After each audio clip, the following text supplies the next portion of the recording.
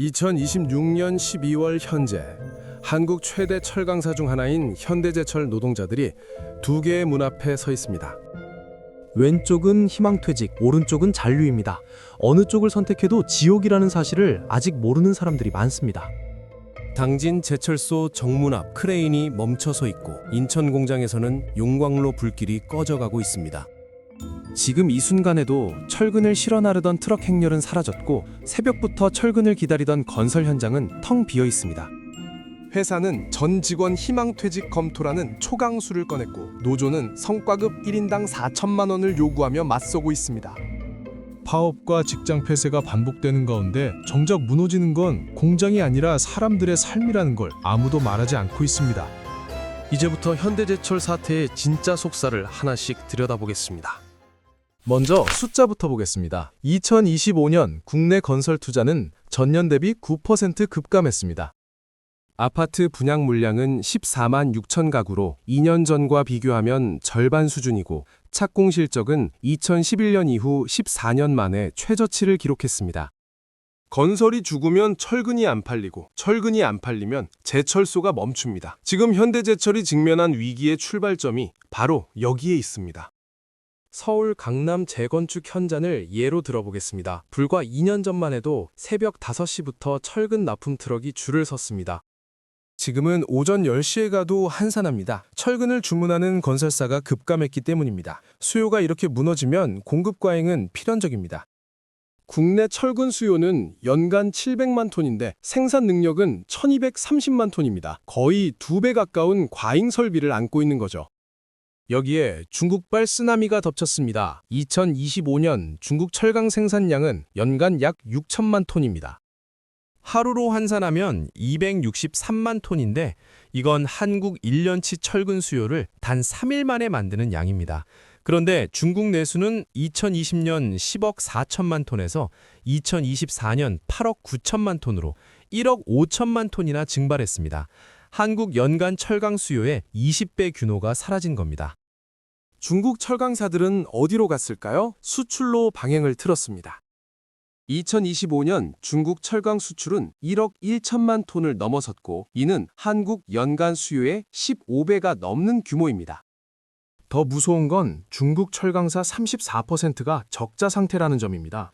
적자 기업수만 2,000개가 넘는데 이 회사들이 살아남으려면 원가 이하 덤핑 수출밖에 답이 없습니다. 덤핑이 어떻게 작동하는지 보겠습니다. 철근 1톤을 만드는데 50만 원이 든다고 가정해 보겠습니다.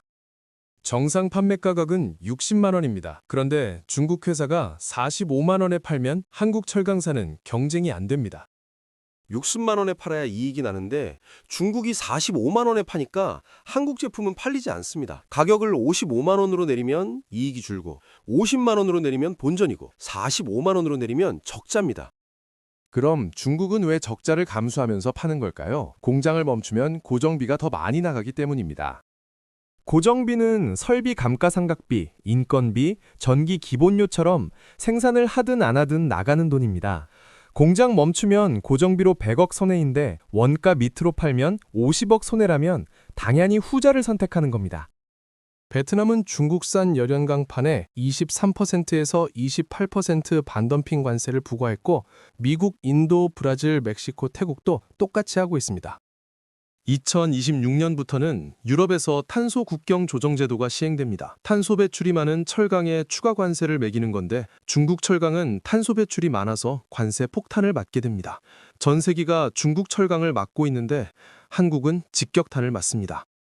중국 저가 철강이 한국 시장으로 밀려 들어오고 한국 철강사들은 가격 경쟁에서 밀리는 겁니다. 이런 상황에서 현대제철이 2026년 1월 20일 폭탄 선언을 했습니다. 인천 철근 설비 폐쇄입니다. 연간 80만 톤 규모인데 인천 공장 전체 철근 생산량 160만 톤의 정확히 절반입니다. 인천 철근 설비를 하루 돌리면 전기료, 인건비, 설비 유지비 합쳐서 하루에 수천만 원이 나갑니다. 한 달이면 수십억 원인데 팔리는 양은 급감했습니다. 재고만 쌓이고 팔수록 손해라는 구조가 고착된 겁니다. 여기에 당진제철소 성과급 갈등까지 터졌습니다. 2026년 1월 24일 현대제철이 당진제철소 일부 설비에 대해 부분 직장 폐쇄 조치를 내렸습니다. 노조가 요구한 성과급은 기본급 500% 플러스 정액 1,800만 원으로 1인당 평균 4천만 원입니다. 회사가 제시한 건 기본급 450% 플러스 정액으로 1인당 평균 2,650만 원입니다. 차이는 1,350만 원입니다. 그럼 회사 실적은 어땠을까요? 2024년 현대제철 매출은 23조 2천억 원으로 전년 대비 감소했고 영업이익은 3,144억 원으로 전년 대비 60.6% 급감했습니다. 2023년에는 약 8천억 원이었는데 거의 5천억 원이 증발한 겁니다. 실적이 반토막 났는데 성과급은 전년 수준을 요구하고 있는 상황입니다. 노조 측은 그룹사의 납품 단가를 낮게 받아서 실적 자체가 왜곡됐다고 주장합니다. 현대자동차와 기아에 납품하면서 단가를 낮게 받으니까 현대차 수중인 1인당 4천만 원을 달라는 겁니다. 이해는 되지만 문제는 회사 전체가 구조적 위기라는 점입니다. 납품 단가가 낮든 높든 실적 악화는 명백한 사실입니다. 성과급은 성과에 따른 급여인데 성과가 떨어지면 성과급도 떨어지는 게 맞지 않냐는 게 회사 입장입니다. 회사는 한 번에 희망퇴직 카드를 안 꺼냅니다. 단계적으로 압박하면서 노조를 벼랑 끝까지 몰고 갑니다. 첫 번째 단계는 협상 테이블입니다. 2025년 9월부터 노사 대표가 만났지만 평행선만 달렸습니다. 석 달 동안 아무 진전이 없었습니다. 두 번째는 파업 예고입니다. 2월 중순 노조가 총회를 열고 찬반 투표를 실시했는데 찬성이 85%였습니다.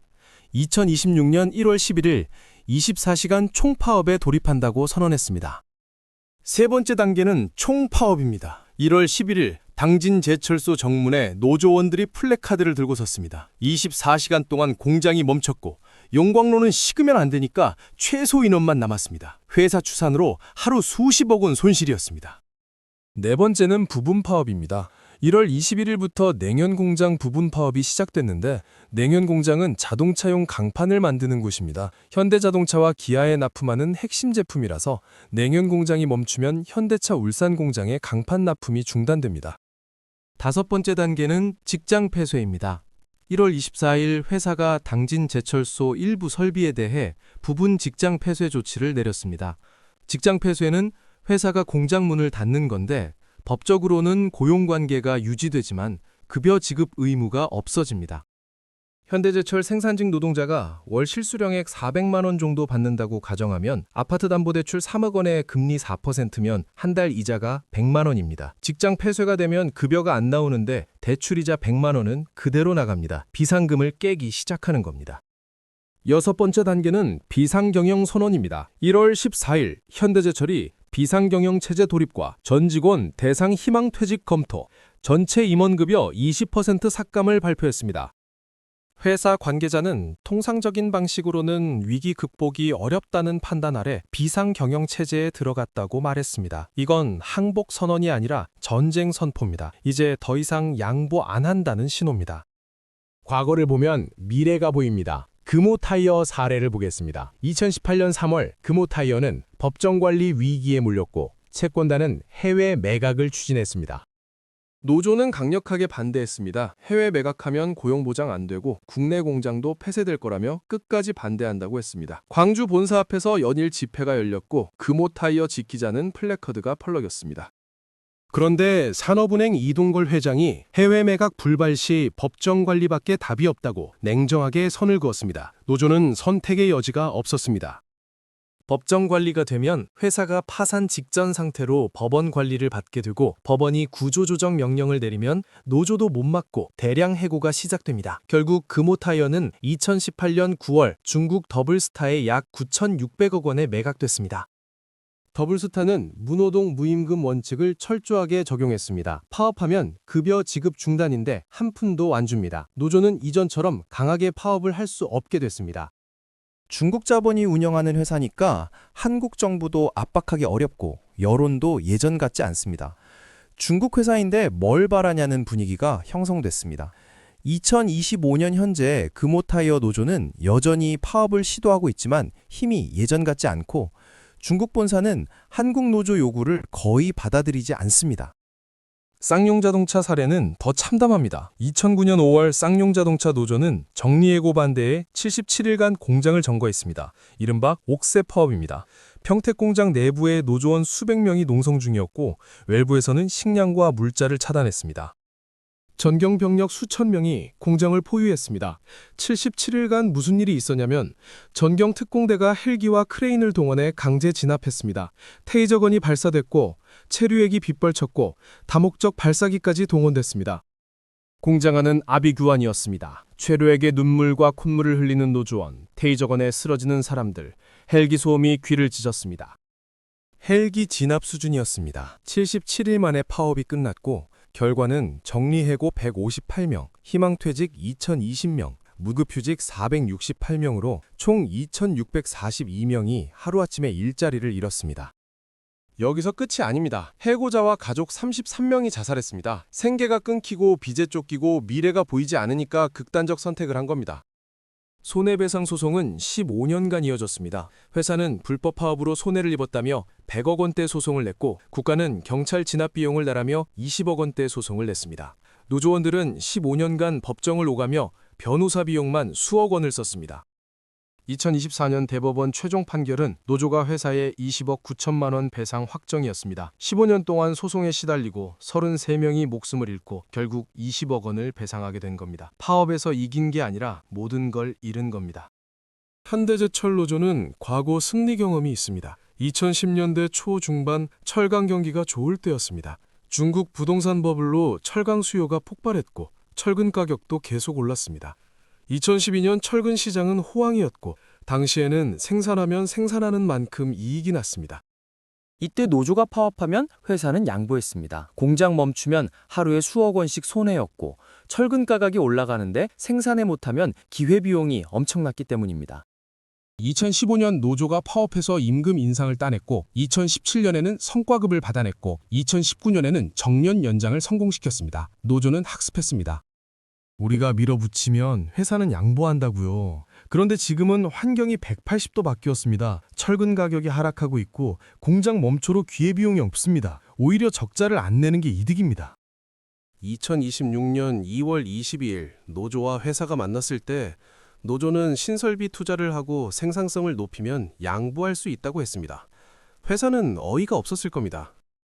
적자 공장에 투자를 하라고요? 돈을 어디서 구하냐는 거죠. 노조는 회의장을 박차고 나갔습니다. 진짜 피해자는 따로 있습니다. 협력사, 하청, 산권이 먼저 무너집니다. 대기업 정규직보다 먼저 피가 나는 겁니다. 현대제철 인천 공장 주변 식당들을 보겠습니다. 짜장면집, 한식집, 분식집이 줄지어 있는데 평소에는 공장 노동자들이 주 고객이었습니다. 점심시간이면 만석이었는데 공장의 가동 중단되면 손님이 반으로 줍니다. 오후 1시인데 손님이 3팀밖에 안 오면 매출이 급감합니다. 식당 주인은 60세에 식당 운영 15년 차인데 월 순이익이 300만 원이었다가 지금은 150만 원으로 떨어졌습니다. 대기업 노동자가 아니라 자영업자라서 월 150만 원으로 가족을 먹여 살립니다. 협력사는 어떻게 될까요? 현대제철에 부품 납품하는 중소기업이 직원 50명 규모인데 현대제철이 주문을 중단하면 이 회사도 타격을 받습니다. 협력사 노동자는 대기업의 절반 수준인 월 250만 원 정도 받는데 회사가 어려워지면 이 사람들이 먼저 정리해고 대상이 됩니다. 이게 바로 협력사는 죽어도 우리만 살겠다는 이기심입니다. 2026년 2월 현재 현대제철 노동자들은 두 개의 문 앞에 서 있습니다. 왼쪽 문은 희망퇴직, 오른쪽 문은 잔류입니다. 45세의 근속 20년 차인 노동자가 왼쪽 문을 열었다고 가정해 보겠습니다. 희망퇴직을 선택한 겁니다. 회사가 제시한 조건은 퇴직금 플러스 1년치 급여입니다. 근속 20년에 평균 임금 월 500만 원이라면 퇴직금은 약 1억 원이고 여기에 1년치 급여 6천만 원을 더하면 1억 6천만 원입니다. 당장 돈은 생기지만 대출 3억 원을 갚으면 마이너스 1억 4천만 원입니다. 빚이 남습니다. 1년 후 2027년 2월 이 노동자는 인천 소재 중소물류회사에서 일하고 있습니다. 창고 관리직인데 월급은 280만 원입니다. 현대제철에서 받던 월 500만 원의 절반 수준입니다. 1년이면 2,640만 원 손해입니다. 고등학생 자녀는 학원을 절반으로 줄였고 한 달에 100만 원 들던 게 50만 원이 됐습니다. 중학생 자녀 학원도 끊었습니다. 가족의 웃음은 사라졌고 아내가 파트타임 일을 시작했습니다. 편의점 오전 근무로 월 120만 원 버는데 부부 합쳐서 월 400만 원입니다.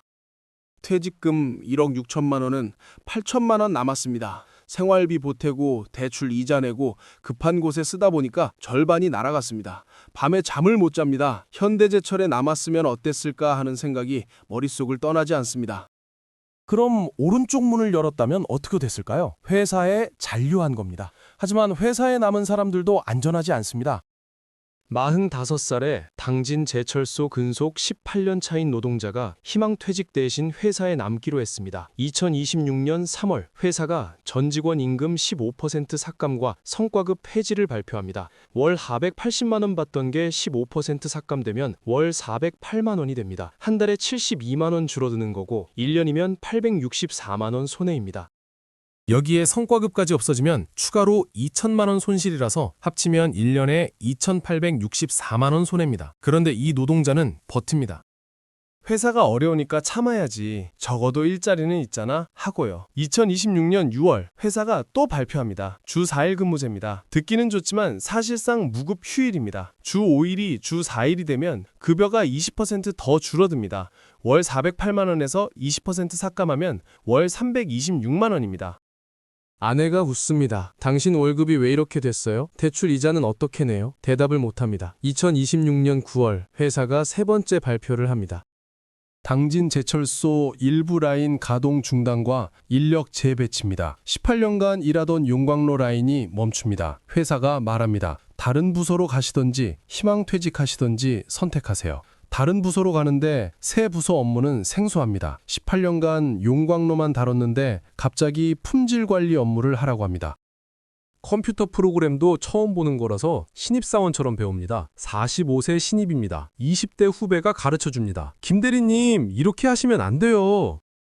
엑셀 함수 모르세요? 자존심이 상하지만 참습니다. 이 자리라도 있어야 하니까요. 2027년 1월 이 노동자는 여전히 회사에 다니고 있습니다. 월급은 326만 원입니다. 희망퇴직한 사람의 물류회사 월급 280만 원보다 46만 원 많지만 더 나은 선택을 한 걸까요? 더 무서운 시나리오가 기다리고 있습니다. 현대제철이 미국 텍사스에 공장을 세우는 시나리오입니다. 텍사스에는 현대자동차와 기아 공장이 있는데 현대제철이 텍사스에 제철소를 세우면 미국에서 생산해서 미국 자동차 공장에 납품하는 겁니다. 관세 회피하고 물류비도 절감합니다. 철강 공장은 최소 수조 원이 드는데 현대제철이 텍사스에 2조 원을 투자한다고 가정하면 한국 공장 투자 예산은 줄어듭니다. 설비 교체가 늦어지고 노후화된 공장은 경쟁력을 잃습니다. 한국 공장의 필요성이 줄어드는 겁니다. 그럼 회사가 말합니다. 텍사스로 발령 갈 의향이 있습니까? 아니면 희망퇴직하시겠습니까? 텍사스로 가면 가족과 떨어져 살아야 하는데 고등학생 자녀가 있는데 어떻게 미국 갑니까? 희망퇴직을 하면 2026년에 나갔을 때보다 조건이 더 나쁠 겁니다. 이게 바로 회사의 함정입니다. 언제든 나쁜 조건으로 밀어낼 수 있습니다. 희망퇴직과 잔류 중 누가 더 나은 선택을 했을까요? 희망퇴직한 사람은 1년 만에 2,640만 원 손해봤지만 새로운 직장에 적응했고 월 280만 원이지만 안정적이고 회사가 망할 위험도 적습니다. 잔류한 사람은 회사에 남아서 버텼지만 임금 삭감, 성과급 폐지, 주 4일 근무, 부서 이동을 겪었고 정신적 스트레스가 극심하고 텍사스 발령이라는 최후 통첩이 기다리고 있습니다. 1년 후 누가 더 행복할까요? 정답은 없습니다. 둘 다 고통스러운 선택이었습니다. 그런데 한 가지는 확실합니다. 급여는 정의가 아니라 팔리는 제품에서 나온다는 겁니다. 제품이 안 팔리면 회사 매출이 줄어들고 매출이 줄면 이익이 줄어들고 이익이 줄면 급여도 줄어들 수밖에 없습니다. 철근이 안 팔리는 구조는 바뀌지 않았습니다. 중국은 여전히 덤핑 수출 중이고 건설 경기는 회복 기미가 안 보입니다. 이 상황에서 성과급을 전년 수준으로 요구하는 건 회사에 돈 없으면 빌려서라도 우리한테 달라는 말과 같습니다. 회사가 돈을 빌리면 이자를 내야 하고 빚이 늘어나면 회사는 더 위험해지고 그럼 노동자도 더 위험해집니다. 2028년 1월 희망퇴직한 사람과 잔류한 사람은 지금 어디에 있을까요? 희망퇴직한 사람은 물류회사에서 승진했을까요? 잔류한 사람은 텍사스 비행기에 올랐을까요? 선택은 지금입니다.